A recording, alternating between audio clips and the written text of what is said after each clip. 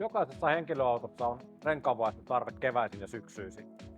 Paljon on herättänyt keskustelua, että voiko nykyaikaiseen autoon ylipäätänsä itse renkaat vaihtaa vai vaaditaanko aina ammattilaisen apu. Mitä sitten pitäisi huomioida, jos aikoo itse vaihtaa autonsa renkaat? Ensimmäinen asia on tietysti auton nostaminen. Osassa autoja on mukana tunkki, mutta se on lähinnä tarkoitettu hätätapauksiin tien päälle tapahtuviin renkaanvaihtoihin.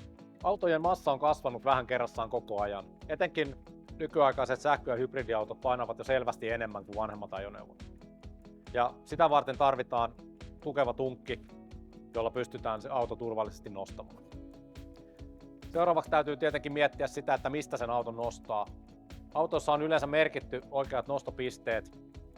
Vanhemmissa autoissa, jos nosti väärästä paikasta, niin seurauksena oli lähinnä kosmeettinen vaurio, joku helmapelti tai kantti painu vähän sisään.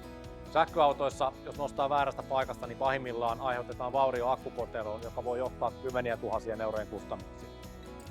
Renkaanvaihdon jälkeen seuraavaksi pitäisi katsoa oikeat rengaspaineet. Ja siinä on ehkä hyvä huomioida, tarkastaa minkälaisia paineita kyseisen autoon valmistaja suosittaa. Painavammissa autoissa on selvästi isommat paineet kuin vanhemmissa ajoneuvoissa. Oikean rengaspaineen säätämisen jälkeen monesti täytyisi vielä huomioida sitten auton oma rengaspainevalvonta. Usein se vaatii nollausta, jolla opetetaan nykyiset asetetut rengaspaineet, jotta merkkivalu ei syty pienen ajomatkan jälkeen. Lue lisää osoitteesta eexpert.fi tai jos haluat teetättää työn ulkopuolisella, etsi lähin eXpert-korjaamot sivulta.